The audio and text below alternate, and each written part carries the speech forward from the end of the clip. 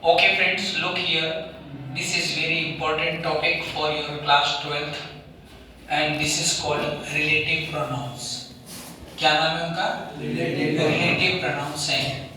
Relative pronouns आप देख सकते हैं, ये रिलेटिव प्रोनाउंस है. पहला हु है, पहला क्या है? हु. जब आप कल परसों जब मैंने पढ़ाया था आपको WH वर्ड्स, वो क्वेश्चन के रूप में पढ़ाए थे. किस रूप में पढ़ाए थे? लेकिन आज जो मैं WH शब्द पढ़ा रहा हूँ वो किस रूप में पढ़ा रहा हूँ आपको? रिलेटिव प्रोनाउंस के रूप में. किस रूप में? Relative pronouns. और इनके अर्थ क के बजाय ज आ जाता है. क के बजाय क्या आ जाता है? ज. ये ध्यान रखना, खास ध्यान रखना है. सबसे पहला हु है. हु का मतलब होता है जो या जिसने. क्या है? जो या जिसने. पहला है. इसका सूत्र क्या है? इसका सूत्र जब इसको प्रयोग करना है तो याद रखना ह्यूमन होना चाहिए या तो ह्यूमन होना चाहिए या कोई नेम होना चाहिए. उसके बाद आपके हु लग जाएगा और उसके बाद सीधी वर्ब आएगी. क्या आएगी? वर्ब. ये सूत्र है, रूल्स है. देखो ये रूल्स फॉर्मूला है, इसको देखें. इनका जब हु का प्रयोग करना है मित्रों, तो जब ये डैश डैश डैश दे रखा हो, क्या दे रखा हो? डैश डैश डैश दे रखा हो तो सुनना, डैश डैश से पहले ह्यूमन आना चाहिए, कोई नेम आना चाहिए या ह्यूमन से संबंधित कोई प्रोनाउन भी आ जाए. क्या आ जाए? प्रोनाउन. लेकिन आना चाहिए ह्यूमन का कोई नेम. क्या आ जाए? नेम. जैसे डॉग भी है लेकिन उसका नाम टॉमी रखा है, इसका मतलब उसको क्या बना दिया? ह्यूमन बना दिया. क्या बना दिया? ह्यूमन. ऐसा आवे स्पेशली अगर डॉग है लेकिन नेम वेम नहीं है तो फिर वो बीच में जाएगा. किस में जाएगा? ये बीच में. ध्यान रखना, कोई भी पशु पक्षी इसमें जाते हैं बीच में, लेकिन उसका नामकरण कर देते हैं, मनुष्य जैसा बना देते हैं, तो उसके लिए भी किसका प्रयोग कर सकता है? हु का प्रयोग कर सकता है. आगे देखें, एक एग्जांपल है कि this is the boy who is my friend. एक वाक्य मैंने लिखा, इधर देखो बच्चों, इधर देखें, यहाँ देखें. This is the boy. Boy क्या है? ह्यूमन. बॉय क्या है? ह्यूमन है. पीछे इज क्या है? वर्ब है. इज क्या है? वर्ब. तो डैश डैश से पहले अगर ह्यूमन हो, मनुष्य हो या मनुष्य जैसा हो और पीछे सीधी वर्ब आती है तो आपको डैश डैश में हु का प्रयोग करना है. किसका प्रयोग करना है? हु का. ये नहीं हो गया दिस इज द बॉय, ये लड़का है जो मेरा मित्र है. दूसरा है ह्यूमन. हुम का मतलब क्या होगा? जिसको. इसमें भी वही बात आनी चाहिए, ह्यूमन आना चाहिए या क्या आना चाहिए? नेम आना चाहिए. क्या आना चाहिए? नेम प्लस आपका यहाँ हुम लग जाएगा, लेकिन याद रखना यहाँ पर सब्जेक्ट आना चाहिए. याद रखना हुम अर्थ निकलेगा जिसको. इधर देखो, जैसे ये वाक्य है कि दिस इज द बॉय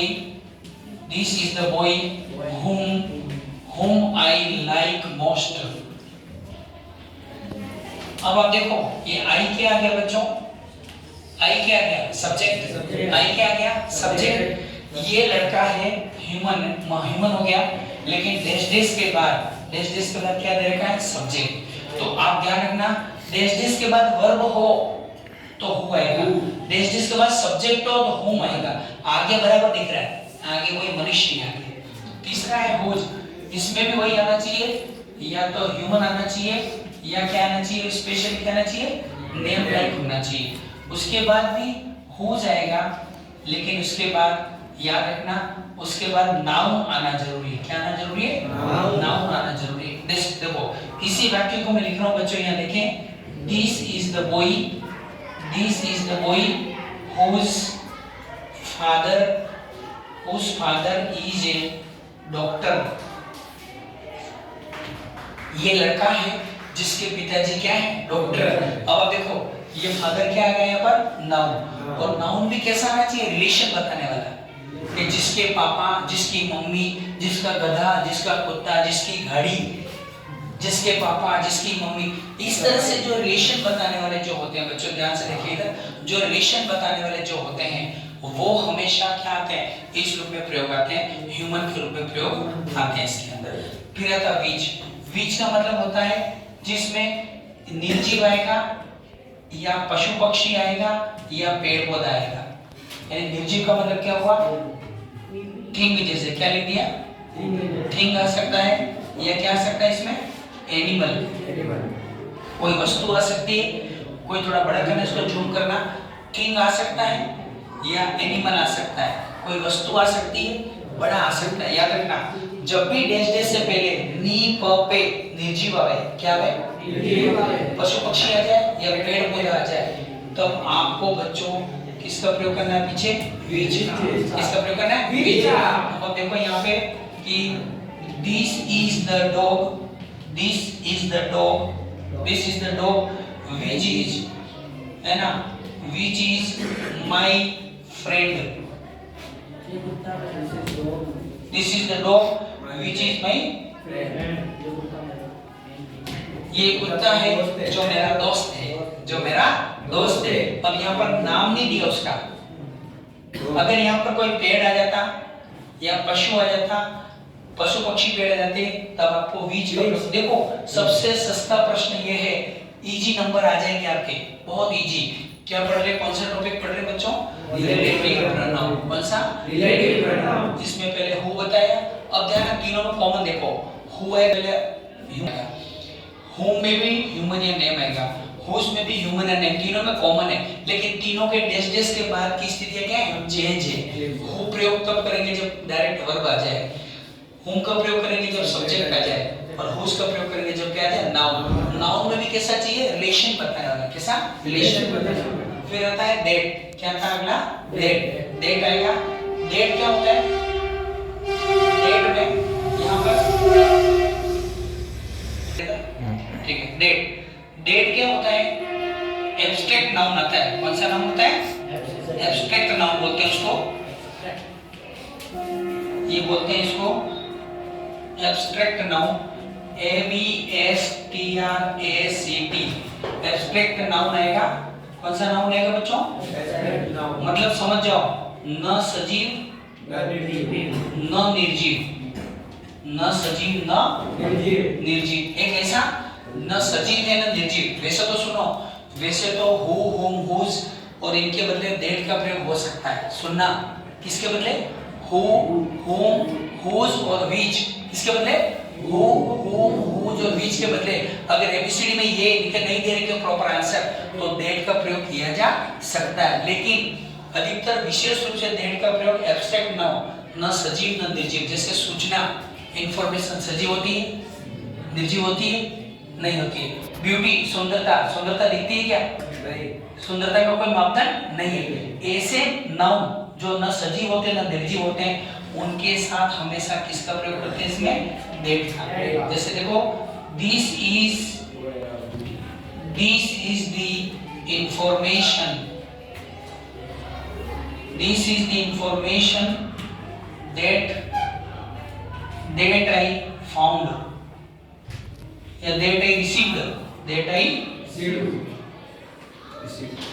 ये सूचना है जो मुझे मिली। अब सूचना है, this is the information that I received, तो दैट का प्रयोग क्यों आया बच्चों? क्योंकि यहाँ पर जो इंफॉर्मेशन है न सजीव है ना निर्जीव, तो दैट आएगा। क्या आएगा? दैट। अगला है आपका व्हेन। व्हेन किसके लिए आता है? समय। किसके लिए आता है? समय। ये व्हेन हमेशा किसके लिए आएगा? टाइम। अब देखो, this is the time, this is the time when I went school। अब देख लो, दोनों तरफ क्या बताया जा रहा है? समय। जब समय है तो किसका प्रयोग करेंगे? when का। where किसके लिए आएगा? place। where किसके लिए आएगा? place दे रखा हो तो, जब आपको place दे रखा है, मतलब टाइम के बाद डैश डैश हो, place के बाद डैश डैश हो। अब देखो, ये हो गया। place में आप देख सकते हैं कि this is the place, this is the place where I was born, I was born, ये वो जगह है जहां मेरा जन्म हुआ। जगह बता दी, this is the place where I was born। फिर what का सूत्र क्या होता है बच्चों? देखो, subject plus verb plus what आ जाएगा, फिर सब्जेक्ट प्लस वर्ब आएगा। सुनो, सब्जेक्ट देखो कि I know what you don't know, मैं जानता हूं जो आप नहीं जानते। मैं जानता हूँ जो आप नहीं जानते हो। मैं जानता हूँ, यहाँ प्रश्न पूछना, यहाँ प्रश्न पूछोगे ऑटोमेटिक जवाब जो मिलेगा। मैं जानता हूँ, क्या जानते हो जो तुम नहीं जानते हो। तो व्हाट का प्रयोग subject plus verb, subject plus verb. Last में हाउ टू कैसे, इसमें भी सेम ऐसा आता है कि है ना, सब्जेक्ट प्लस वर्ब, इसके बाद हाउ टू भी आ सकता है, लेकिन हाउ टू के बाद वर्ब की कौन सी फॉर्म आएगी? First form. कौन सी फॉर्म आएगी? First form. देखो आई नो, मैं जानता हूं, how to climb a tree, मैं जानता हूं कि एक पेड़ पर कैसे चढ़ते हैं। अभी तक देखो, इनको वापस समझ लो बच्चों, सबका एक एग्जांपल लिखा है। हु, हुम और हुज तीनों की कॉमन वर्ब क्या है बताओ? हु, हुम, हुज की तीनों की कॉमन वर्ब क्या है बताओ? तीनों की कॉमन वर्ब क्या है? कॉमन वर्ब डेश डेश से पहले क्या आता है? डेश डेश से पहले क्या आएगा? ह्यूमन आएगा। डेश डेश से पहले ह्यूमन आएगा। अच्छा, अब प्लीज बताओ कि तीनों के पीछे की अलग-अलग वर्ब क्या है? हुम, हुम, हुज की बताइए जल्दी से। हु जब प्रयोग करेंगे पीछे क्या आएगा? वर्ब आएगा। हुम का प्रयोग करेंगे पीछे क्या आएगा? सब्जेक्ट आएगा। हुज का प्रयोग करेंगे पीछे क्या आएगा? नाउन आएगा। समझ में आ गई बात? हां, व्हिच का प्रयोग किस कंडीशन में करना चाहिए? एनिमल है, मतलब जो भी जो नाम से आएगा ना, नी पोके यानी निर्जीव पशु है उसका नाम ले लेते हैं। नहीं, जानवर है, नाम तो इसमें आ जाएगा। नाम नहीं है, कॉमन है तो इसमें आ जाएगा। हां, कॉमन है तो इसमें आ जाएगा। ठीक है, सुनो, नी निर्जीव पशु पक्षी पेड़ पौधे, व्हिच कॉमन है तो इधर नामकरण कर दिया तो इधर। ठीक है, अब मुझे बताओ डेट में डेट का प्रयोग कब करते हैं? न सजीव न निर्जीव। कौन सा नाउन होगा? Abstract noun. क्या नाम? Abstract noun. डेट आ जाएगा। व्हेन कब आएगा प्रयोग? जब समय हो। वेयर कब आएगा? जब प्लेस। व्हाट कब आएगा? जब subject plus verb plus what का सब्जेक्ट प्लस वर्ब। और हाउ टू देख लो, हाउ टू में सब्जेक्ट प्लस वर्ब होगा, लेकिन हाउ के बाद यहाँ टू लिखा है, क्या लिखेगा? टू। समझ आना, टू लिखा हुआ है, इसका मतलब वर्ब की कौन सी फॉर्म जोड़नी है? इस तरह से आप इस रिलेटिव प्रोनाउन को अच्छे से प्रयोग कर सकते हैं। आज के लिए इतना। कैसा लगा बच्चों? Thank you.